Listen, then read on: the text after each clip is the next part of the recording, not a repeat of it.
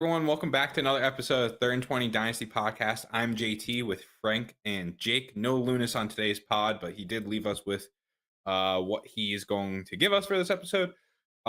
Quick public announcement first. Today's Tuesday, April 26th.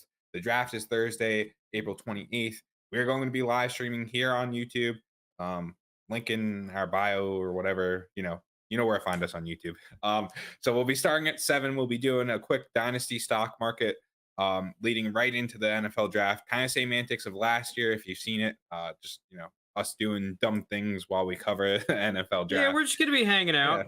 Yeah. Oh, it's also like not complete, but for the most part, dynasty focus. Like we're gonna Yeah. mainly focus on dynasty stuff. So if you want to hang out, get and not watch the ESPN. What do they call it? The like the trauma bait or something. Yeah. Yeah. Where Well, specifically 2 years ago, where it's like everybody's like relative died in a tragic accident. It was like, Oh, dude, they love that. That's their yeah. whole thing. It's just like they're just trying to dig up if someone's got some sort of tragedy in their background of any sort. And they're like, yeah, that's what the people want. So So if you're we'll tired not of be that, doing come through that. here. We'll just be covering from a dynasty perspective, um, you know, landing position for certain players, where certain players win in the draft. Frank will probably be able to give some nice insight too on defense. Me, not as much. I know some guys, but you can also see us live and die with our teams too of the Steelers, Patriots, Giants, and Eagles. Um, or some accuse Frank of being also an Eagles fan, I guess. All right. I have been accused before, Yeah. many a times, actually. Yeah. It's all that Devontae Smith love. So And on the Jalen Hurts video we did, everyone was like, dude, you damn Eagles fans. I'm like, do you not see the background here? Does this look like an Eagles fan to you? I don't know. Frank's a closet Bengals fan, and Jake's a closeted Ravens fan, actually. All right. So You let's might just have get that into it. backwards. No, you guys are fans. The biggest haters are the fans. All right. News of the week. Packers. This one's been wishy-washy on what's actually happening. News came out that the Packers were actually looking to trade for Darren Waller from the Raiders. Derek Carr went out on Twitter to dispute that fact, but to be honest, I don't know how much info Derek Carr actually knows with the team. I get that he's supposed to be the franchise quarterback, but one, it's the Raiders, so like who knows if they even have good communication with their franchise quarterback, and two, it's Derek Carr. One thing I did see scrolling through Twitter right before the episode started was that Mhm. this report might be from just the Devonte Adams trade, that the Packers were trying to get Waller as part of the Devonte Adams trade, and apparently the Raiders were like, just fat no, we're not trading any of our star players for Devonte Adams. We're just gonna do draft picks and just like no star players in the offense. So this headline might be a little bit of a bait, but it came out recently. It didn't come out at the Devonte Adams trade, so Um, and it also feels it's more so because I think it's more important that the Packers are clearly targeting weapons and not just through the draft potentially. I think that's the big issue more so than the Raiders are trying to trade Darren Waller. I think that's the bait part. Is like, okay, clearly he's not getting dealt, but the Packers, and this could happen on draft day, might be like, what if they trade for Deebo Samuel? Or what if they try to trade for mm, one of the disgruntled looking for contract type receivers? Just a yeah, possibility.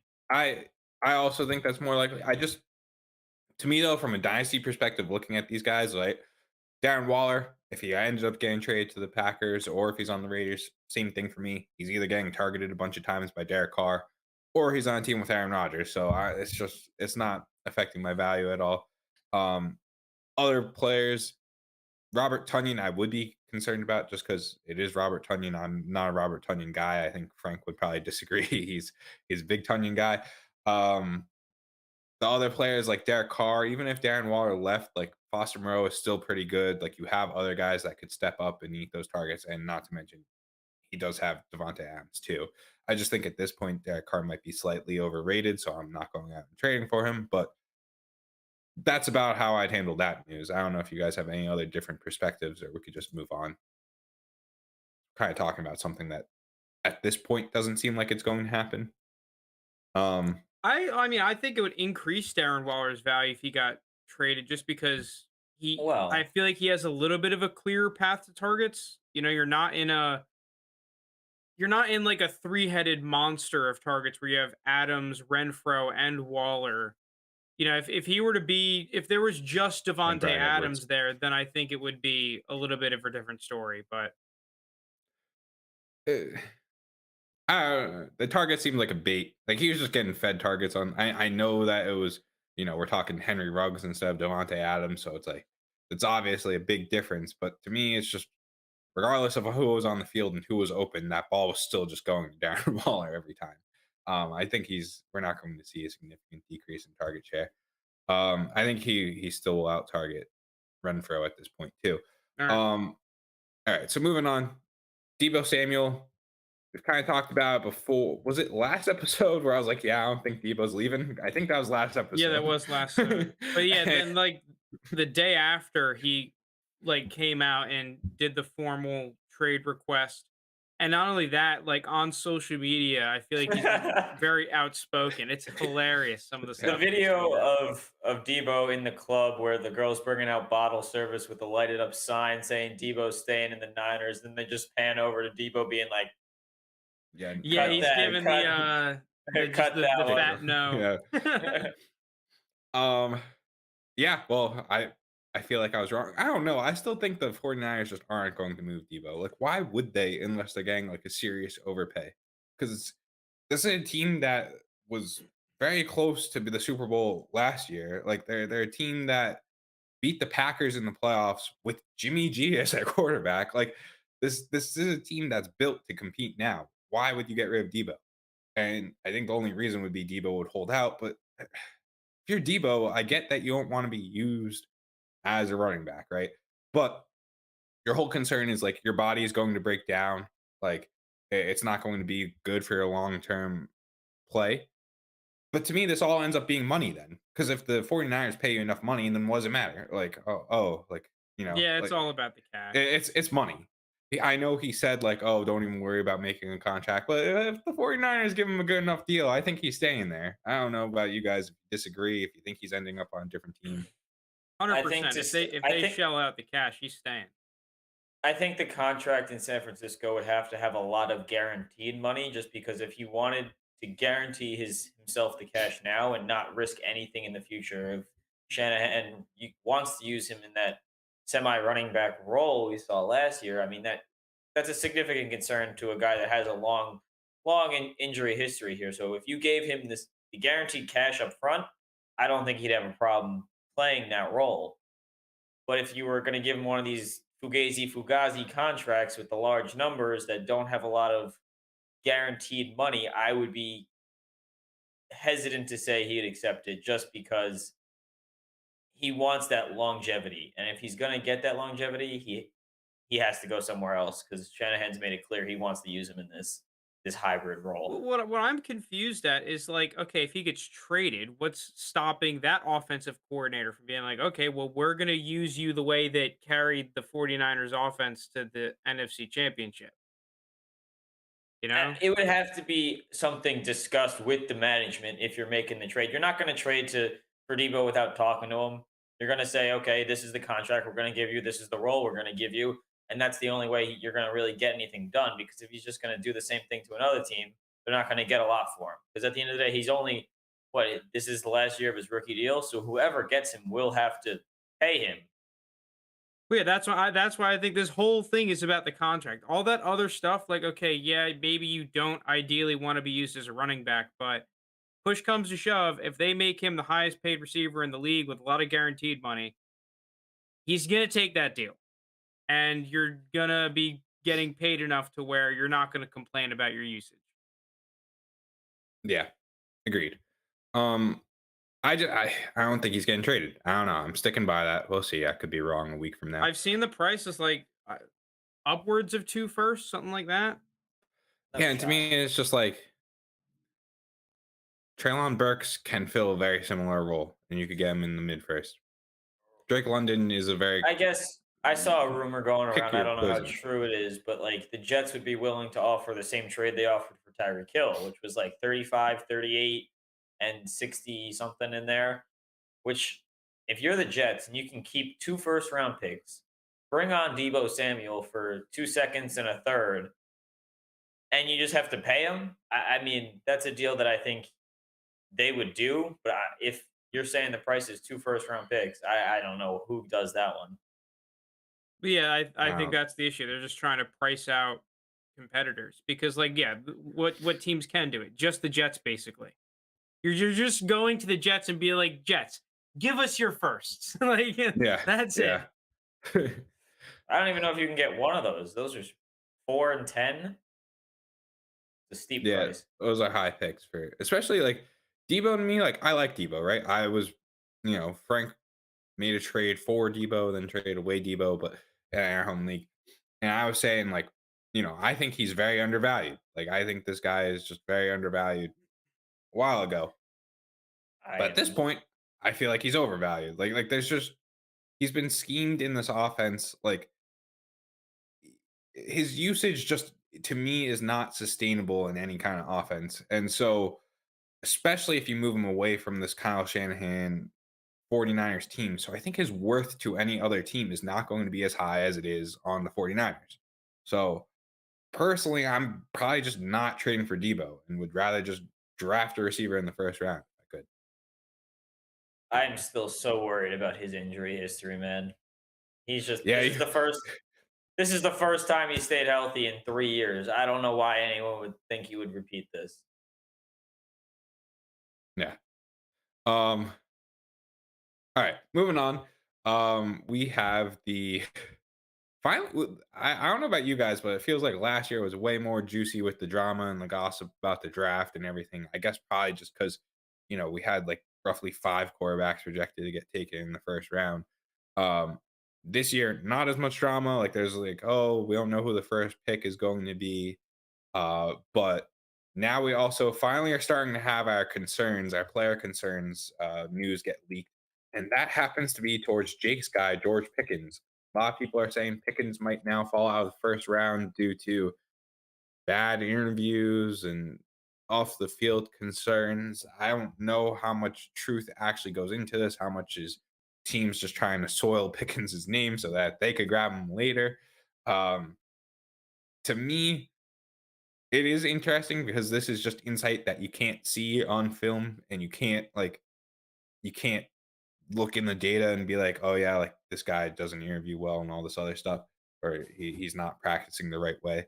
Um, but it's also just like peak smokescreen season. I will say there was one Twitter user who went out. I think we brought it up on the podcast. He went out and just like watched all of the wide receivers interviews and just based them on like their likability and everything and how they came off in the interviews. And I think Pickens he had as kind of like a middling score. I think Jameson Williams actually got the worst score of the receivers. So I mean, maybe there's something there, but it just feels like I don't think smokescreen. this is surprising at all, to be honest. I mean, Really? okay, just hear me out here because this is something I have been saying. I don't think it matters personally. So if I'm an NFL team, I don't really care. But I said it like last episode. I like Pickens, but this is my concern for his NFL draft stock. First off, let's not act like Georgia and some of the other top SEC teams that aren't Alabama have not had plenty of players with huge character concerns and just try to keep it under wraps. You know, they're kind of like the modern version of Florida, where it's like they'll have these complete shithead players, and Georgia will probably help them get away with this crap. The second thing, let's not act like this guy isn't one of the biggest just shitheads on the field in terms of like, and people will say like, oh, well, you're looking too far into it. Am I? Every single game he is getting into fights with players. He had the thing where he's squirting the water bottle on the opposing team's player when they're on the sideline. He's constantly talking shit. I like that out of Pickens. I don't think it's a problem, but I can 100% see why teams would be like, well, this dude's annoying. I mean, look at Chase Claypool last year, right? Like, you're gonna tell me that shit like that can't piss off teams? Just that OBJ little and the shit Giants. talking and oh, you're not a robot type Like NFL teams care about that. I don't think it's an issue, but I don't find it surprising whatsoever that a dude from Georgia that is a hothead on the field all of a sudden has character concerns a couple days before the draft. Which school do you root for again, Frank? Which college? Dude, I just all want, right, I want, all I want right. to get out there. South Carolina, Just so maybe. everyone knows where the bias is held. All right. I mean, I don't necessarily disagree, but I just public transparency. South Carolina does not like Georgia a whole lot. Them But Clemson. I don't really care. I watched it. I watched a clip of Georgia's spring practice on YouTube. It was like a 10 or 15-minute video, I think. Mhm. And to me, it looked like Pickens was the type of dude that really brought it at practice. And I had seen like little quotes from, now this is teammate quotes. So now we're really starting to stretch the line of what we can believe or not. Because like what teammate is going to be like, oh yeah, that guy's an asshole a couple days before the draft. But Someone that plays defense. no, but they're not going to do that to they're not going to like knock down their teammate like that. That's just a dick move.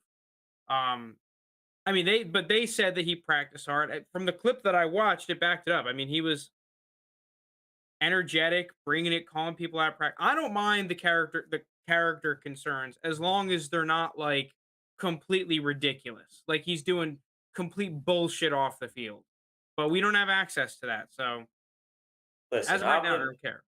I'm the biggest Pickens guy on the pod.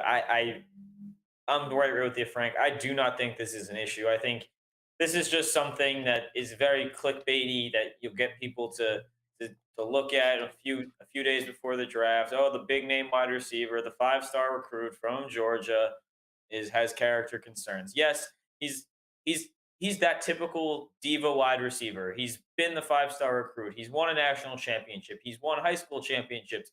He's done it all at every single level, and he knows he is that good. And I think he's that good as well. And he's just not afraid to bring it at practice and tell you when he beats you. So when the defense gets mad, are you really surprised? No. Am I crazy for liking? Like I like it about him. Maybe because a lot of the receivers that we watched growing up, right? Steve Smith, Calvin Johnson, T.O., Antonio Brown, like these guys were all just hot heads. The thing is, the talent has to be there, though. Not that I'm saying it won't be. Yeah, I'm not saying it won't be with Pickens, but teams will only tolerate it to a certain amount.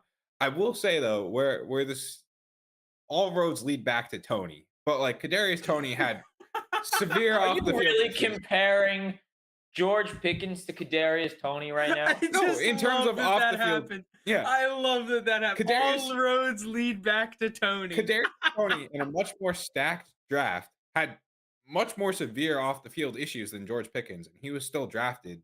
What was he, like 15 or something? 20.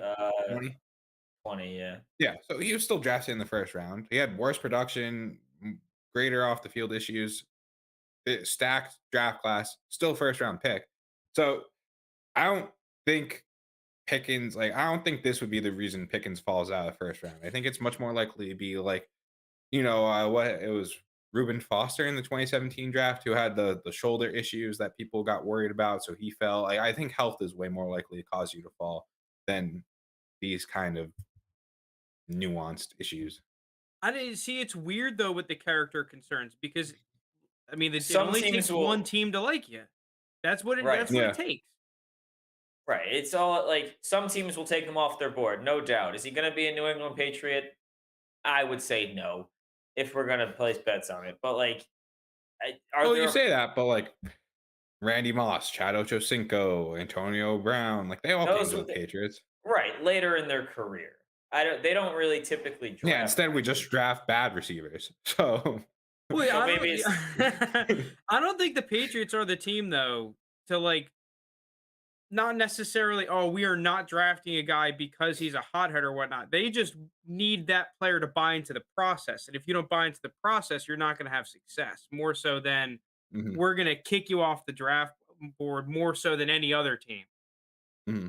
I think it's more so that the Steelers are a team that does that type of stuff, where it's like they really focus on, are you a Steeler, quote unquote? Do you have, I think that's one of the reasons why they drafted Najee so high last year was because high character dude. They don't really care about the positional value and I mean, they do older declare for the most part, but they will let it slide for someone that they deem as, just a good character player. Yeah, like Ben Roethlisberger. I had Yeah, to yeah. get that. All right. Moving us along. Speaking of quarterbacks, let's just get into the quarterback rankings. Moose isn't here, but he had similar. He's basically right on track with Frank, to be honest. So Frank, you could just. I don't know how you feel about that, but you and Lunas basically have the same quarterback list. I don't like that one bit. Yeah. So kicking us off, Frank and Lunas actually have. I think he's pulling it up on YouTube right now. Yep. Malik Willis at 1, which I understand. But if you guys want to, I guess you specifically, Frank, want to give your pitch for why Malik Willis should be the first quarterback. I'm surprised you guys don't have Malik Willis at 1, to be honest. I mean, listen, I don't think Malik Willis is the sexiest pick in the draft. There's been a thought experiment going on Twitter, like, and I've seen on Reddit as well, comparing these quarterbacks to the one last year. I think that Zach Wilson would still be my quarterback 1, and I mean, even like Mac Jones and Trey Lance, because I had them very close together. I think they might still be around Malik Willis, but they're definitely in that Malik Willis tier.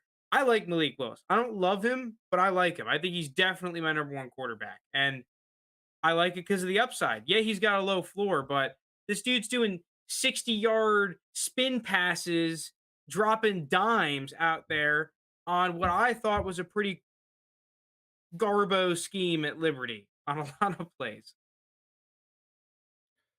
Yeah, to me, and you could see on the YouTube where I have Malik Willis. I have Malik Willis as my 3rd quarterback. I don't think he's good enough. Like I think he's, to me, a worse prospect than Jalen Hurts. So put that where you will. Like, he definitely wouldn't have been a top 5 quarterback last year if he came out. Um, I don't think he's going to be on the field a whole lot. And that's like, if he gets on the field, sure, his upside is tremendous with his rushing and everything, and he does have a nice arm. But to me, I I don't believe in the player from Liberty who didn't show me a whole lot in the games that counted, like the Ole Miss game. He had a couple good plays, but there was a lot of it where I was just like, "What are you doing?" Like, also not a film guy though, so I could be completely wrong. But, all right, Jake, you have Matt Corral as first. Yeah, I mean, I think at the end of the college football season, I think Matt Corral was on top of a lot of people's boards. I know in a lot of the way too early mock drafts we did, we had him going at the 101 before, watching film on all these guys and having the combine and all that. And honestly, he hasn't lost his spot to me as this number 1 quarterback in this class. I think he does a little bit of everything. I think he has a great arm talent, good accuracy, and something that surprised me a little bit watching his film was his rushing ability. I mean, he had 615 yards rushing and 11 rushing touchdowns this season. So he adds that where he is a passer, but he does have that mobility that you like to see, kind of Russell Wilson now, not so much young Russell Wilson, but Russell Wilson now, where he's a passer first, but he does have that mobility when needed. Honestly, I just think he is the most well-rounded quarterback in this class. I don't know if he'll be the first quarterback off the board. I do think that probably Malik Willis at this point, but he's right up there. I think he should be the first one. Yeah, Right. I like Matt Corral as well. I think he's being slept on to me right now. He's, other than Jake, who had him first, he's actually the consensus 2nd quarterback that we have. We're split on who we think should be first. I also think he's being slept on. I think he's a 1st-round pick in this draft. I think he's gonna go in the 1st round. I just think the question with Matt Corral is who takes him and where. Do you see him go at 11 to the Commanders? Do you see him go at 20 to the Steelers? Do you Frank, see would him you go like that at pick? Would you like? Yeah, I'd be Corral fine at with 20? Matt Corral and Malik Willis are the 2 guys. I actually wouldn't hate Desmond Ritter as well. Really? Okay. Wait, we also got a question. From a dynasty perspective, in a 10-man superflex league, would you lower the value of QBs in a rookie draft due to less positional scarcity? It's a good question. I haven't played any 10-man superflex leagues, I so I also imagine have a not. little bit. I definitely think I would so. say To me, slightly, just because there's only 20 starting quarterbacks that are including the super flex spot. You got 20 that should be starting instead of 24. So I I would mean, still highly covet players like Mahomes, Josh Allen, Lamar, like those kind of top tier, long term, high fantasy points. But I think the players that you really should give a solid value regression decline. I don't know what the right word would be there, but players I'd value a lot less would be the likes of Kirk Cousins, Jared Goff, Derek Baker Carr, Mayfield, Derek Carr, those kind of guys that like you could kind of just switch them all around and it's the same to be honest. Like they're just gonna get you solid QB2 seasons, but they're not, they could be replaced pretty easily.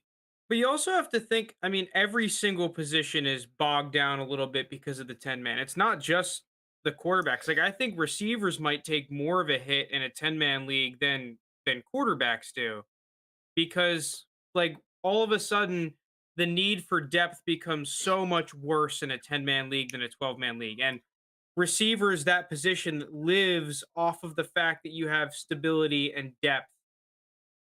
Well, I think it's the same thing where it's like players like can't think of any like Jarvis Landry or Jacoby Myers is Kobe is a dude Myers. that Yeah, like those players I probably just wouldn't yeah, care nearly in a as much about. 12-man league, I can 100% see him being worth like a mid to late second. In a 10-man league, I'm not sure I'm paying a second for Jacoby Myers anymore.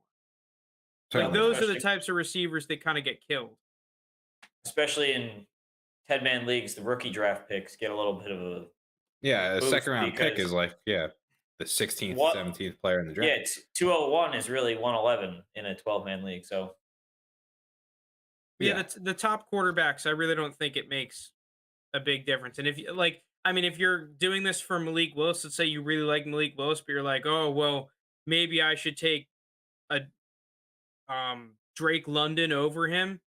Like I think that the um the question needs to be whether or not you like Malik Willis or not. Like positional value, all that bull crap. If you think Malik Willis is a stud, then just take him where you would value him in a 12-man league.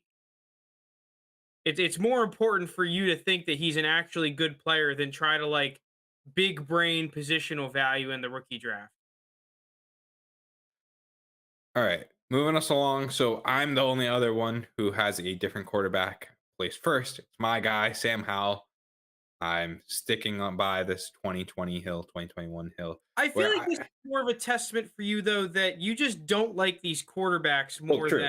than Yeah, you that's very love much Sam true. Howell. Well, I just think if you take everyone's season, like across the board, all of their individual seasons, like I think Sam Howell's season, what would that have been? 2 years ago? Last year? What was that? I don't know what you Freshman call that season? technically. What do you call that technically? I'm pulling it up now. I'll just read out the stats. So yeah, his 2019 and 2020 seasons were like very good. Like passed for 3,600 yards, like both seasons, 38 touchdowns, 7 interceptions, 30 touchdowns, 7 interceptions. Like those are very good seasons from Sam Howell. It was just this year there was a big regression, which you don't like to see.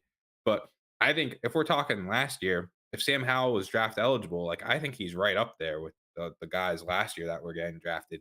If you don't count this year, like if you're just looking at what Sam Howell was doing the previous 2 years, you'd be like, that guy's top tier quarterback. And if you're asking me, would I rather bet on 2 years of very good Sam Howell production or 1 year where he loses like three players in the first 3 rounds from his starting offense um, to the NFL draft? As to which Sam Howell I think we're getting, like I'd bet on the first 2 years Sam Howell.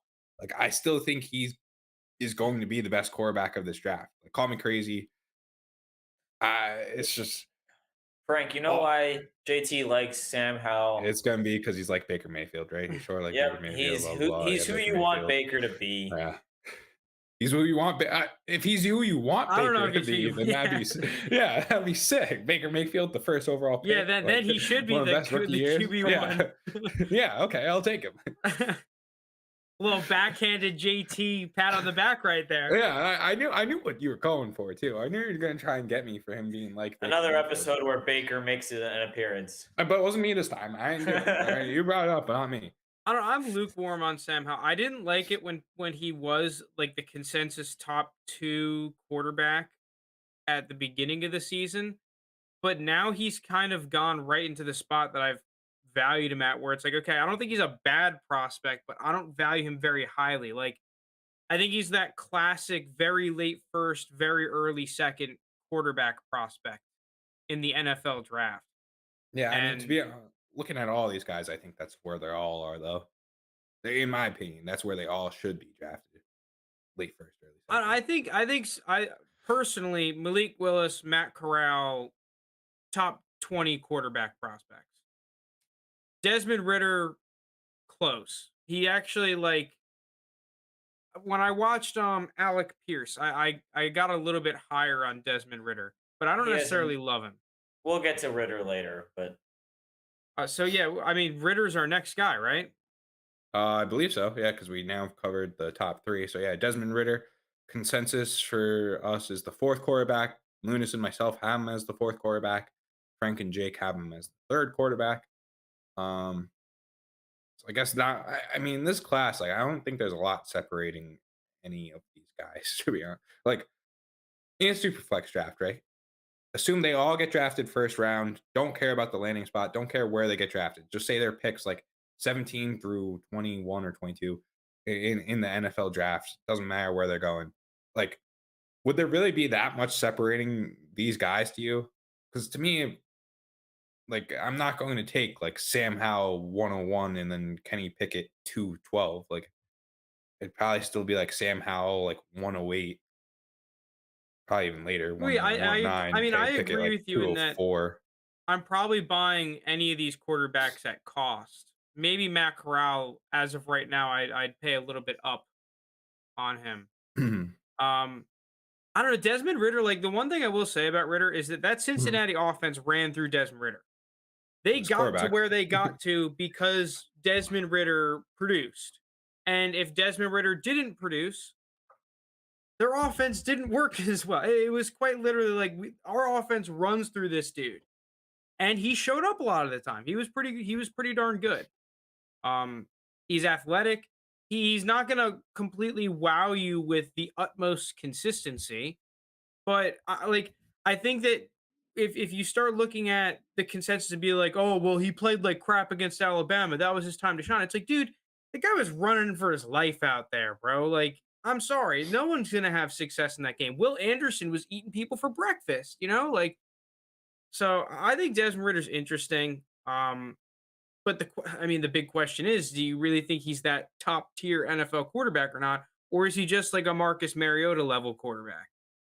I think he's even worse than Mariota, to be fair. oh, But you're saying ooh, but like Marcus Mariota was oh, what, pick two in the yeah, he NFL draft? was. Yeah, You know, Desmond why Ritter is why not going to can't be. he be a Jalen Hurts, Desmond Ritter? I just think Jalen Hurts was Honestly, better. I see a lot of similarities. I mean, they're both just high, they're both good locker room guys that are true leaders, and that's just something that motivates an a locker room and gets them to play better.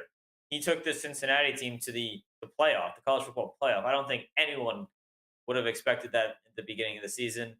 On top of that, I mean, he has all the tools you're looking for. I mean, I think his long ball is really nice. He has that mobility that you want to see in the modern NFL quarterback. He accuracy hit and miss for me, but overall, like good prospects. I do think he probably ends up going in the first round, like Frank said, that late first, early second range. I mean, that's the one thing I keep coming back to is that I think he's kind of like a Jalen Hurts, where they play with a very similar pace. They don't really panic a lot. They definitely have their flaws, but Desmond Ritter, I think, has way better touch and way better long balls than Jalen Hurts does, which I think could easily suit him very well at the next level.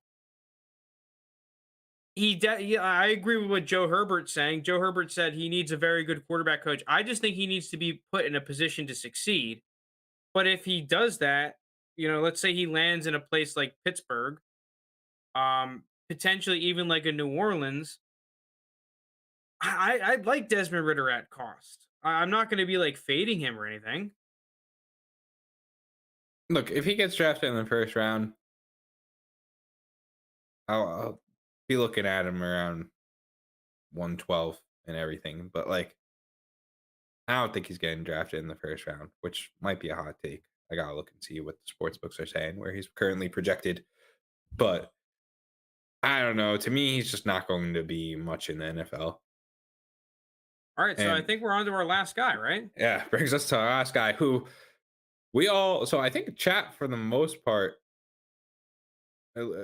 chat was with me kind of for the Howell being quarterback one, which I was a little bit surprised about.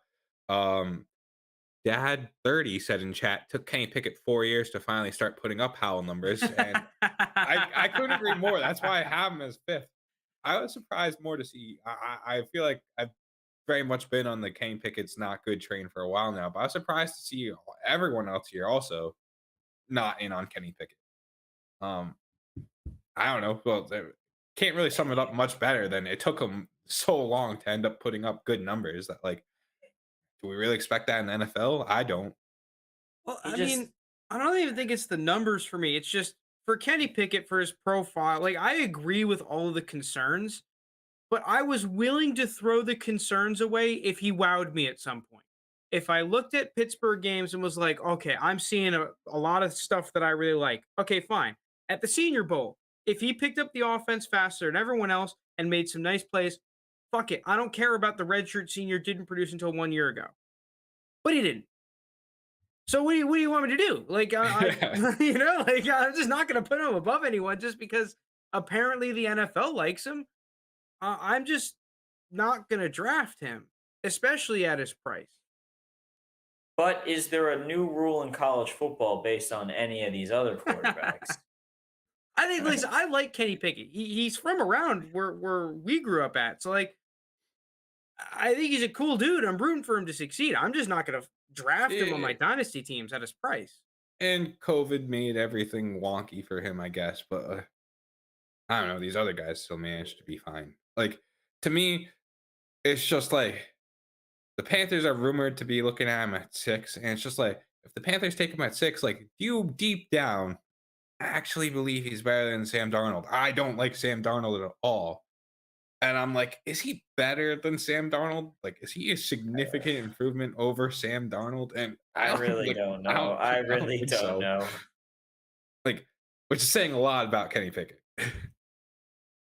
I mean, listen, he definitely has potential. Like he could become great. I mean, look at all the lot, well, not all, but a bunch of the really good quarterbacks in the game right now.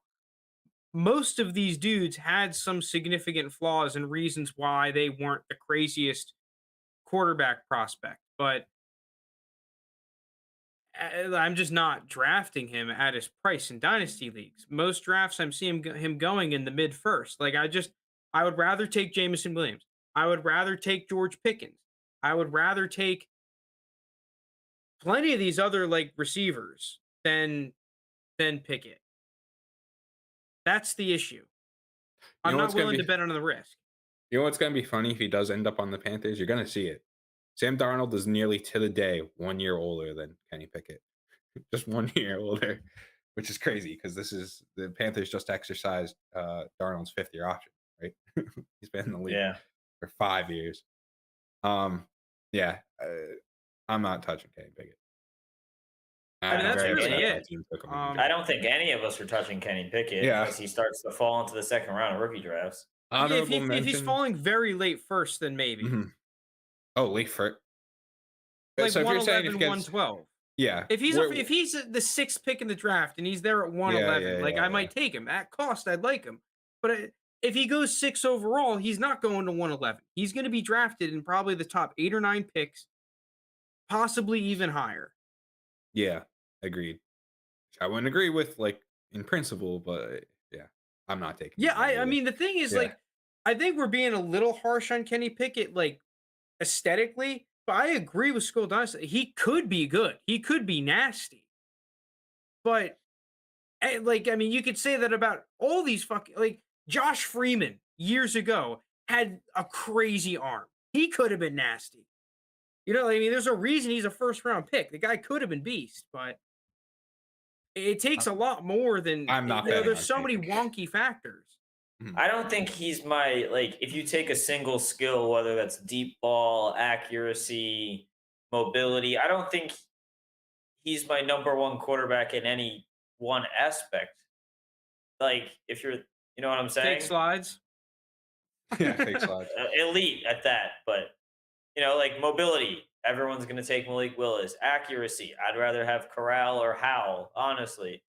Like deep ball, I'd probably go Ritter. Like, there's so many different aspects here where I think he's just kind of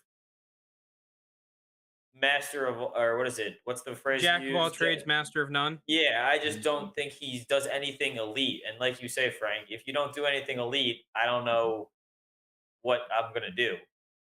He could be a very good like backup though, like just a very consistent, solid NFL backup. Which Yeah, but to take a backup at pick 6, that's horrible. no, yeah, I think it's terrible if you're drafting him so high. Where would Jordan Love be as a prospect in this year's draft class? I think he'd be right in here with the rest of these guys, which is not a good thing. I'm not trying to make that. I don't like Jordan Love. I don't think he's all that good. Um, I don't know. I'm just Yeah, I not guess. drafting Kenny Pickett. Someone else can draft him. Mhm. So we're all on the same page there. Frank, I think you said you don't mind anyone at cost. Seems like Kenny Pickett might be the one that you might mind at cost. Yeah, I don't know, dude. Like I said before, there really isn't a box that I think Kenny Pickett like smashes. You know, Yeah, you and Jake kind of said it's just like, was he leading? like if you were to put out the pros and cons list, I just think there might be more cons than pros. Yeah, I guess like but okay, you wouldn't want the Steelers drafting him at 20, would you? no, I don't want Kenny Pickett. Um, The I guess we guy can talk staying about in some of the pick. other dudes.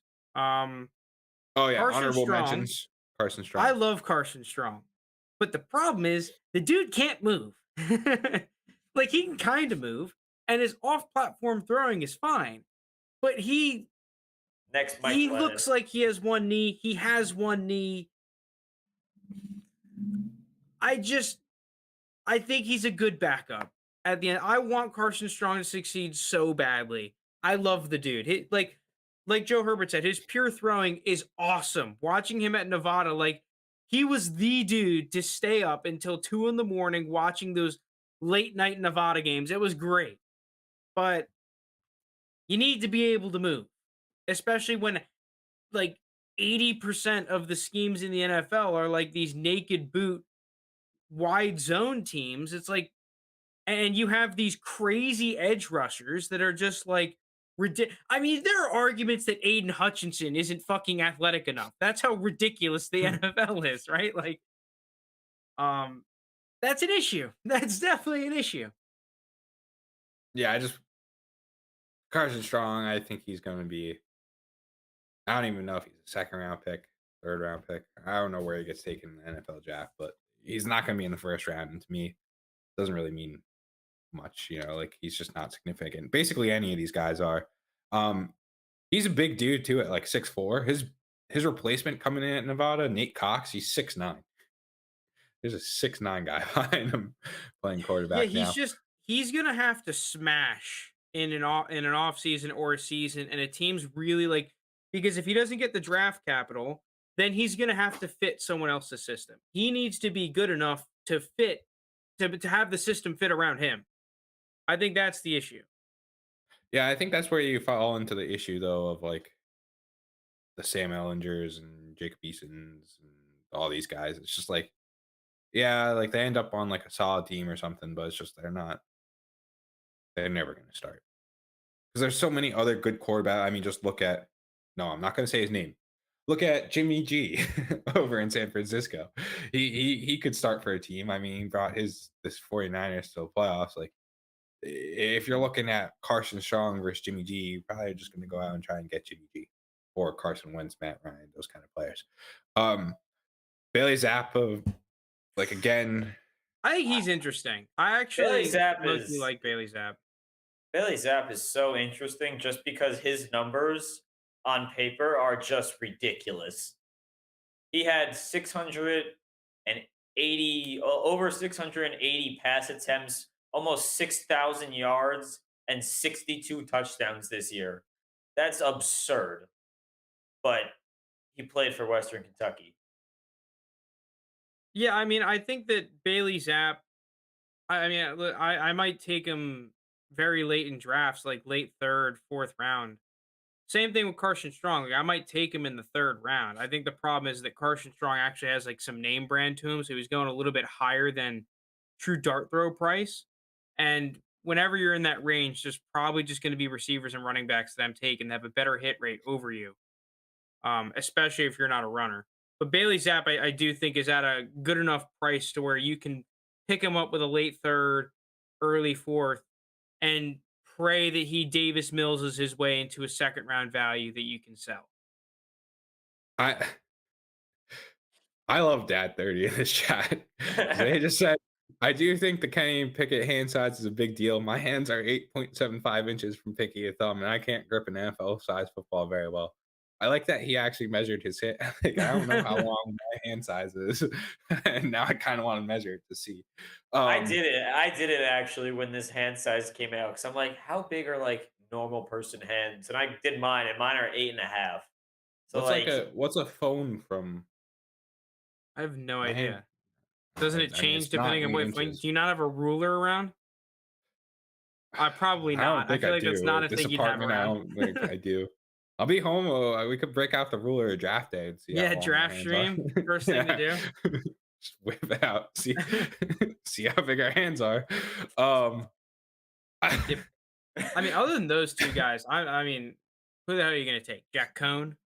No shot. I didn't even know we were talking before this podcast. I didn't even know he declared for the draft. Like, I mean, Jack he's a Cohen's going to be an senior. NFL quarterback. Yeah, I mean, I know you have to, but like some teams like going to the podium and really running up there to pick Jack Cohen. I don't think so. Now I could say that he could end up being Tom Brady, but I personally do not see Jack Cohen ever amounting to anything other than a practice squad quarterback. All Sorry right, for Skull listening to Jack Dynasty, Cohen. 9.3. Skull Dynasty's got some mitts on him. I Damn. want a ruler. I want to find a ruler to figure this out. I don't know. No, I'm not. All right, Gonna I'm go getting check. I'm the not the gonna go draft check. takes on the screen. Okay. I'll just run through Lounis's real quick because he's not here. So we did similar to last year. A lot of you guys are new, so you probably didn't see it last year. We put something out on the Instagram earlier today. We did last year. You had a cold, medium, and hot take, and essentially, if you got it right, you got to make someone spin a wheel, and with the wheel, they had to do a punishment, i.e., having an egg cracked over their head. Not fun, but funny. So we're doing a similar thing this year with the cold, medium, and hot takes. Lounis sent us a text over what his were, and to be honest, his first one we didn't think was even hot enough to be on Dude, the cold Ludus wheel. is such. I mean, for lack of a better word, he's annoying. Come on, Jameson. Like, he's got got you like guys. 3 cold takes. So like my really cold take is just that like Jameson Williams will go in the top 10 because he's my wide receiver 1 and I think he's gonna be picked in his top 10. My medium take is that Sky Moore will go in the first round because I think he's really being stepped on as a prospect. So like You're really like throwing an Indian vibe in there. Like, This paper doesn't. Well, I don't know if you can see this, but I know my hand is not bigger than 11 inches. Thanks, JT. Go the short way. That's 8.5. Well, what do you mean? Wouldn't this probably be 11? Yeah, and the other way is yeah, the other way is 8.5. Oh. Oh yeah, I see. Okay. Oh yeah, it's. I didn't put 2 and 2 together. I can't really hold it up, but it looks like my hand is about. It's a little longer. I'd say like a solid 9, 8.75, Here, wait, somewhere hold in on. there. I'm trying. I don't know if there's sensitive information on the other side of this paper, so trying not to show it. When I held it flat, it was a little shorter. I don't know. Useless. I don't know. Yeah, I'm gonna say mine's about 9. Just rough estimating. Sorry, I got us off track. I was getting distracted by the chat. Yeah, we were talking about Lounis's annoyingly. Yeah, Jake's accent take. was not great. Lounis there. Yeah, my Lounis voice wasn't doing it, but so essentially, what Lounis said though was Jameson Williams was going to be a top 15 pick, which like sports books odds had Jameson Williams over under at like 12.5.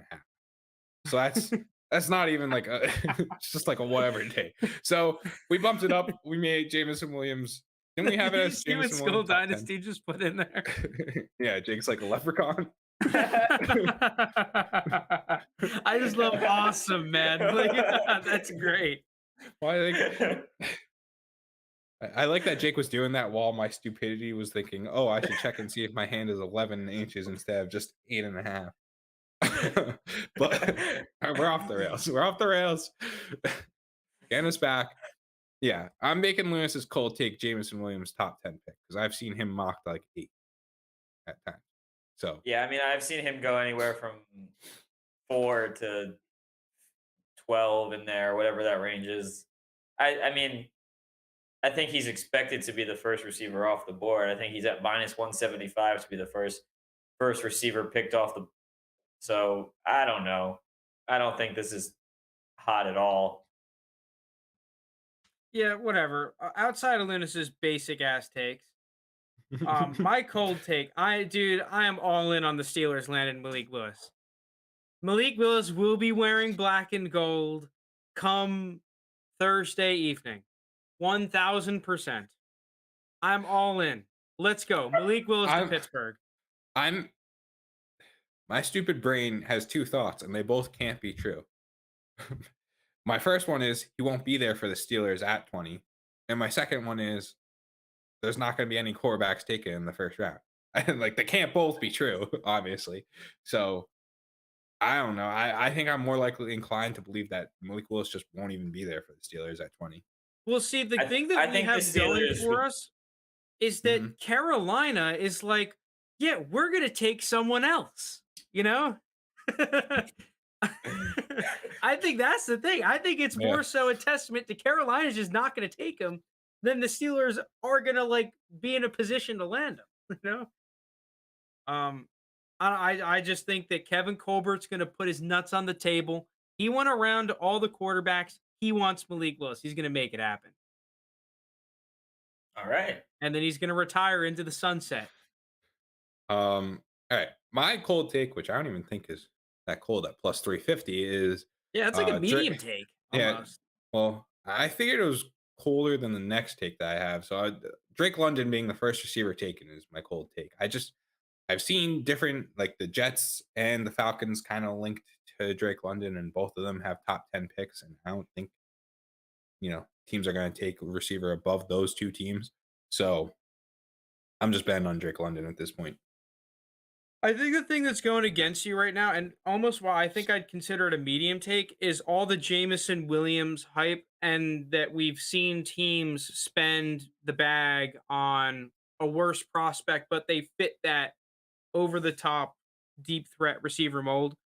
I personally think Jameson Williams is a better prospect than Henry Ruggs was, so I would not be surprised at all to see him as the first receiver off the board.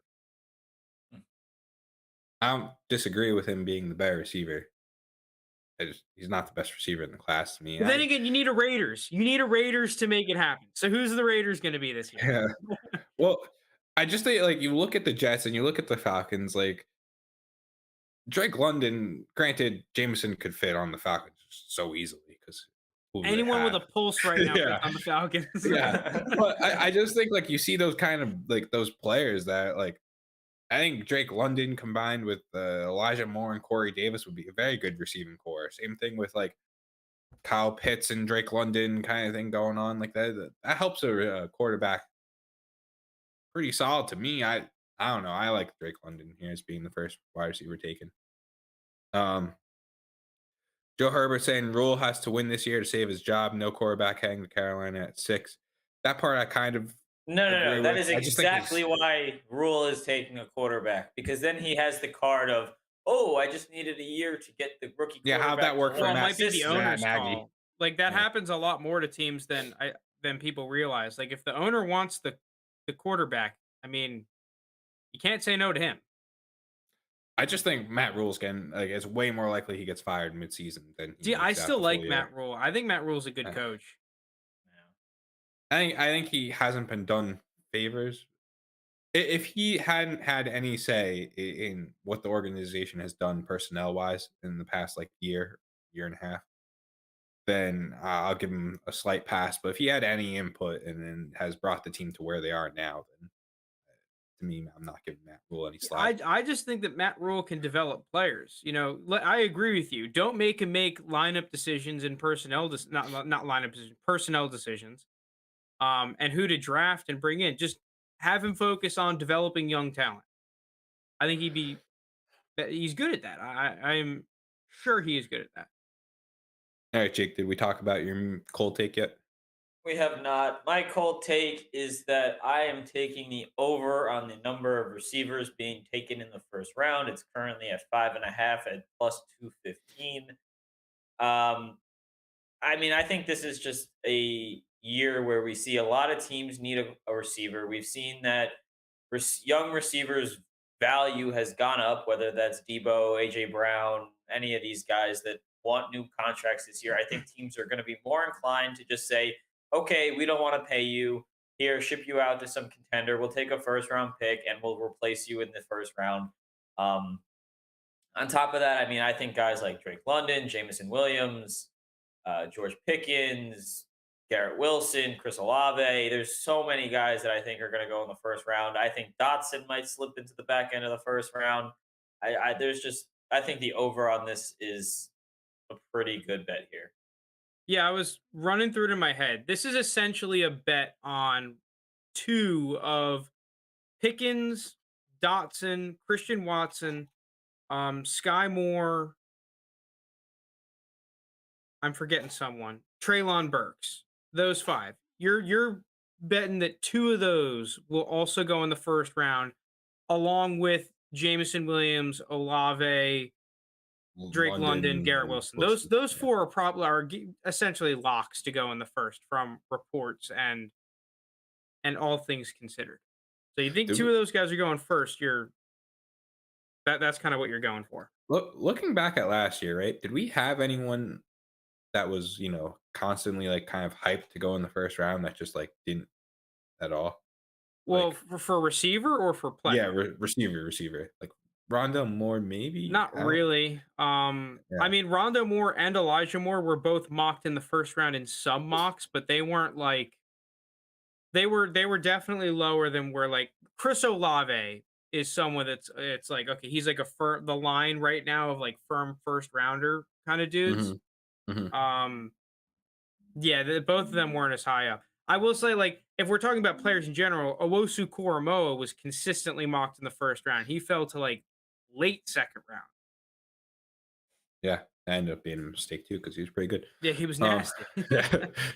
All right, moving on to the medium takes. Speaking of Sky Moore, like you were just talking about, Frank, Lounis has Sky Moore going in the first round. That is decently hot because I think on the sportsbook I was looking at, he wasn't even available to pick in the first round. I think he's yes, Jake.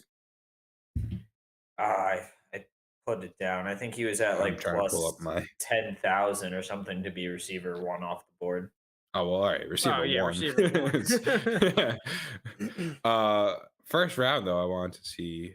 Let's see. It's this one I believe I was looking at. Oh no, it's the other one I want. Oh well, I just do you have his over under on draft position?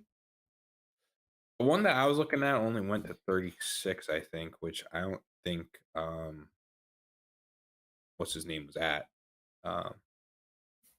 Sky Moore. I don't think he's like available. I mean, he's definitely a projected second rounder right now. Yeah, it looks that way at least. I don't know. I think that's a pretty solid take. Like, I think he could go first. Joe Herbert was saying him in the first to the Steelers. Yeah, I think he could as well, especially because a lot of those late first teams need receivers. I mean, this is, but this is why, I mean, Lounis has just taken his specific one, but this falls in line with that Jake over on 5.5 receivers. He's one of those like 4 or 5 receivers that could go at the late first that you need for the over to hit. Oh, sorry, I credited that to Joe Herbert. That was cool. Dynasty saying that. They could also be talking about the second round now that I realize it. But yeah, same thing. So, Jake, I think you're kind of in that same boat of, all right, if you believe over 5.5 wide receivers in the first, then your medium take of Pickens going in the first round kind of goes hand in hand, right? Yeah, I mean, everyone knows if you listen to the pod, Pickens is my guy. I just think he's way too talented to be not taken in the first. Someone's going to say, okay, I don't care about the off the field concerns.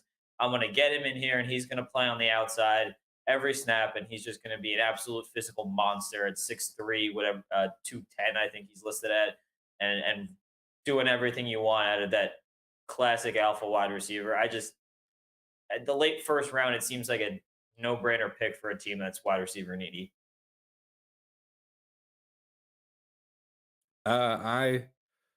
I personally think he's going to end up falling out, but I think he will His be an his early draft draft pick. position over under was what, 36 and a half, we said. So Yes. right outside of the first round. I could definitely see him getting Elijah Moore, where he goes like right at that 37, like very early second to one of those teams. Um, Yeah. JT, your medium take is almost like a hot take. It feels like as of right Is now. it? Yeah, because so my meme Uh, take for those that can't see it is Green Bay doesn't draft a receiver in the first round, and currently they have 2 first-round draft picks. They traded away Devontae Adams. I don't even know who would you consider their start. Who's their number one? Would you Alan say Alan Lazard. Lazard? Yeah, like I don't know. I guess he'd be considered their first wide receiver. Um, to me, they haven't drafted a first round receiver. If you listen to NFL Network, you probably heard this like 700 times by now. But then the Packers haven't drafted a first round receiver since 2002. And to me, who I was think it? they look at this board. I don't know. I could probably look that up and find it, but it's probably unimportant.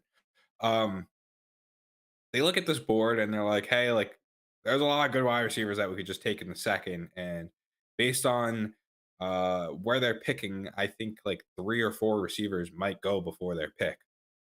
So like, do you really want those guys, or would you rather just take like best player available, which could actually be a very solid player in that first round, and then just wait I until the think second Aaron round? Rodgers would absolutely Well, riot. that's what I was saying to JT is that this take, depending on who's on the board, is going to make it a cold, medium, or hot take. Because if Treylon Burks is on the board and they pass up on him, there's going to be a lot of Packers fans being like, dude, what the hell are we doing?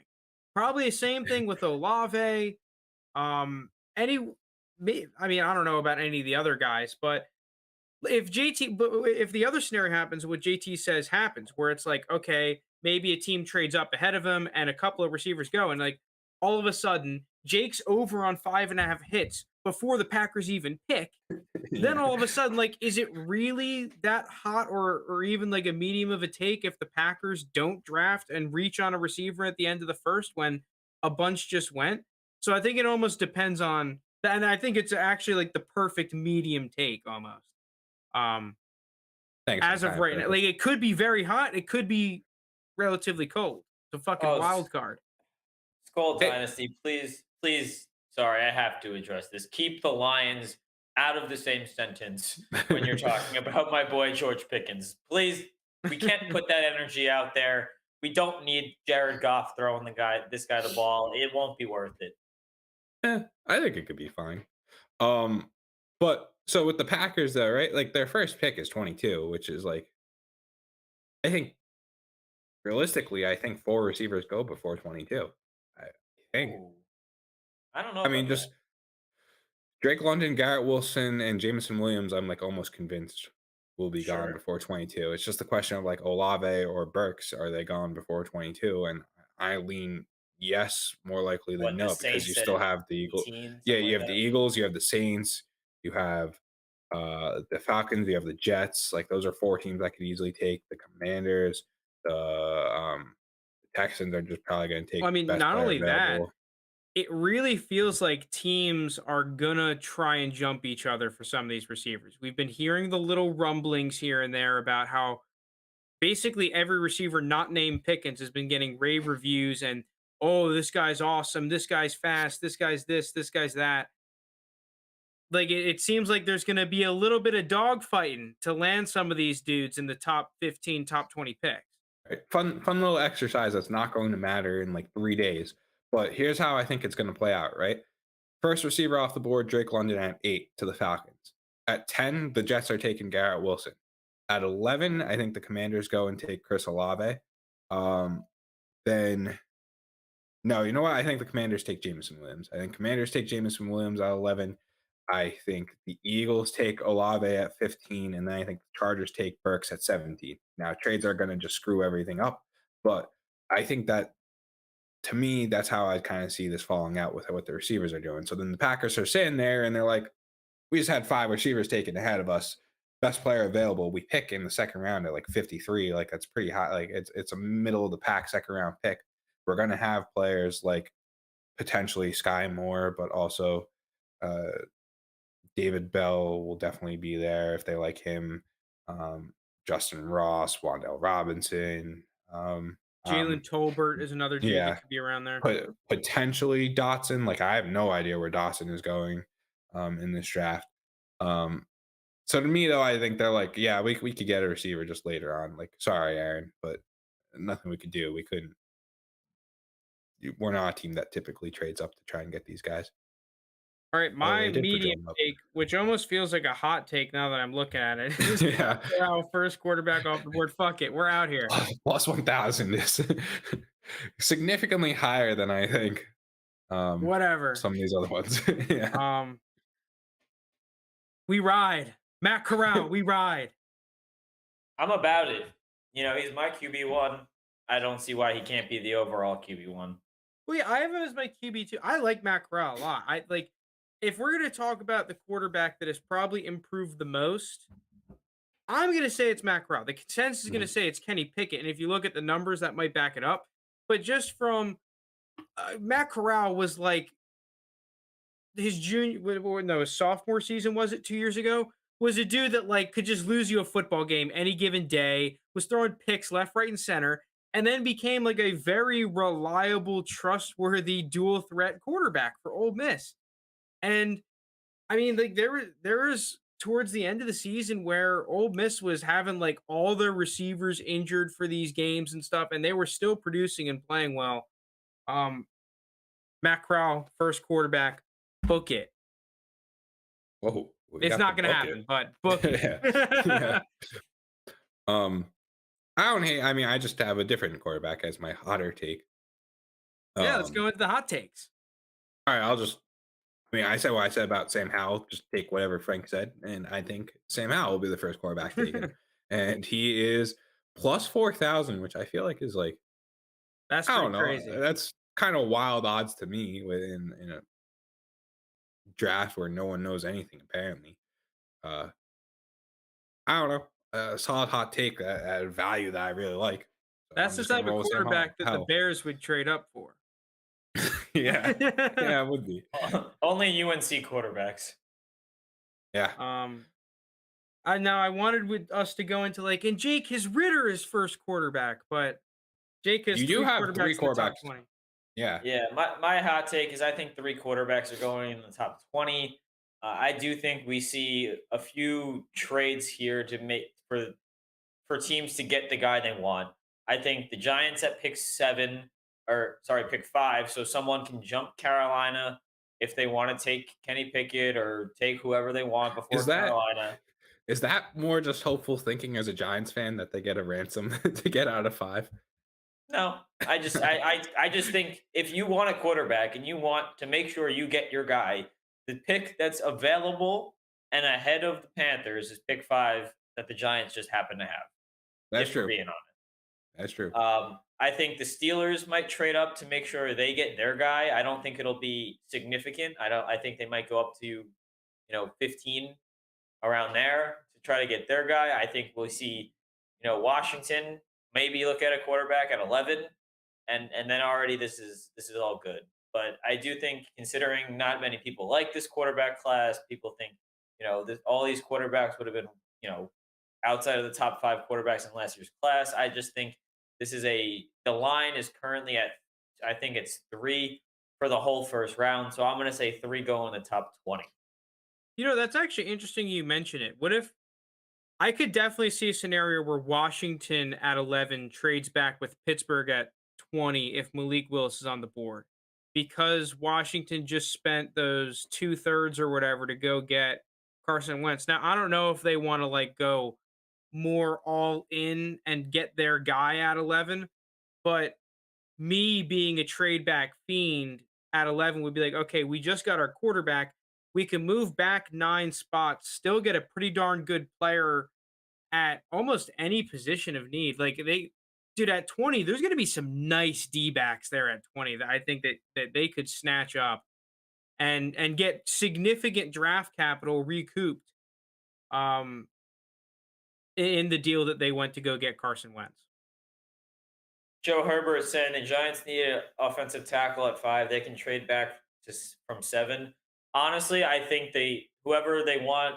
There's 3 top offensive tackles in this class. Whether you want Neal, Akeem Aquanu, or Cross from the Mississippi State, I think one of them will be there at 7. And honestly, if you can get a ransom to trade back from 5, so someone can take a quarterback, that's a sacrifice you'll be willing to take, I think. Yeah. If you can get one of those 3 at 7, which I pretty much guarantee you will, I think it's fine. Oh, yeah, Washington definitely could be going for Hamilton at 11. Yeah. Oh, Lounis in chat giving us insight. I will say, I think, like, from a game theory perspective, right, and like what you should do with your personnel, if you truly do believe in these quarterbacks, like, you're going to want to take them in the first round because then you could get that 5th-year option, which is you know, highly coveted. So also like hurt. Jordan Davis. I mean, come on, Jordan Davis. Where do you think didn't you take a prop on him being first taken? I had to. The guy's an animal. I mean, if I was an NFL team, I would probably value Jordan Davis at like a top 7 or 8 player in the draft. Same thing, like, I think Sauce Gardner should be in legitimate consideration to go 1 overall. To me, he is just a ridiculous level corner prospect. Mm-hmm.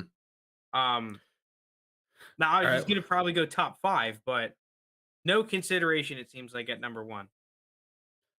Well, finally, with the last hot take of the sode, we got Lounis. Yeah. We have Lounis saying that Drake London, not in the top 20, and that he will be the 4th wide receiver taken. I also disagree. Lounis is coming off like the Drake London hater here. No, Lounis isn't a Drake London hater. Lounis is a separation hater. or a separation truther. Yeah. Any of those receivers that are fast, creating separation, Lounis is just in love with. And any of those, he's the classic, like, he's the next N'Keal Harry. Fade him. And then JT's like, fuck you. You know, there's just like polar opposites. I've highly debated muting the words separation and route running on Twitter because every time I see it, I always like think to myself, that's so stupid. Like, what you're saying makes no sense about these players. It's just, I don't know. They're 2 buzzwords that everyone likes to use, and I don't think they know what they mean. If they do, they don't know the significance. Also, Jordan Davis is a rotational player. Don't overpay. See, the thing is, he's a rotational player because he's so athletic. Once he's done playing D tackle, you can go ahead and put him at linebacker. And the dude at 340 pounds and 6'6" can run sideline to sideline. Might as well just put him at safety at this point. Yeah, then you can throw him in at slot corner and go ahead and have him cover some dude. He could probably cover Seth Williams, that special. Hey. There was no need for that. That was so mean. And he doesn't even have to cover what's his name, Terrace Marshall, because he doesn't get in the game. Terrace Marshall got on the field. I don't know why you had me say it. Like, Terrace Marshall was on the field more than Seth Williams. Terrace Marshall just had a foot injury. That's what they all say. Mm-hmm. I can't believe I just took those shots over Jordan Davis. A lineman. Yeah, catching some serious praise there. All right, then my hot take is Garrett Wilson, number 4 to the Jets. Nothing. I don't think this will happen. Like, once again, I think that if Sauce Gardner's sitting there at 4, you take Sauce because you could probably get a receiver at 7 or 10 or whatever the hell they're picking next. They're at 10 next, yeah. But if Garrett Wilson's your guy, you may have to pick him at 4. So plus 1400, hot take. Book it. I really wouldn't be surprised. He's going 4. This is going to be crazy, right? It's going to be fucking awesome. Okay. Garrett Wilson goes at 4. Mm-hmm. Actually, I'll just run through the whole mock draft. Trayvon Walker or wherever his name is goes at 1 because Trent Baalke's like athlete. Hell yeah. I'm not going to take the consensus number 1. I have to be different. Bang, Aiden Hutchinson 2, Evan Neal at 3 because Evan Neal's just a beast. Then we go Garrett Wilson 4. One of the tackles at 5. Actually, yeah, let's go Thibodeau at 5. Thibodeau at 5. 6, we've got Panthers. Matt Corral going first QB off the board. Okay. Oh, Giants 7, take a the tackle. Giants trade down for, how about Malik Willis? There we go. There, because I have to get Malik Willis in. And then bang, all 3 of my draft props hit. We're out here. We have a good time. Lounis is going to be pissed off because Drake London goes like the next pick to the Falcons. It's going to be a great draft night. Book it. I would be very upset if Drake Okay. London is a top 10 pick, but he's not the first receiver taken. In reality, all 3 of my props are going to miss wildly. Yeah. Thanks, Gold Dynasty Saints. Don't feel bad. JT, I was high on Marshall. Yeah, thanks. Us intelligent people, intelligent folks, we were high on Terrace Marshall. It was good process, bad results. That's what I'm going to stand by. That's what I'll just use whenever it doesn't pan out. Good process, bad results. All right. Well, somewhat of a short episode, I guess. I mean, compared to our last episode that went 2 hours. But I mean, we have a lot of content coming this week between the next 3 days of Thursday, Friday, and Saturday being just full on draft content, as well as the Dynasty stock market on Thursday as well at 7. Oh, yeah. By the way, Dynasty stock market is happening Thursday before the draft, not tomorrow. Yeah.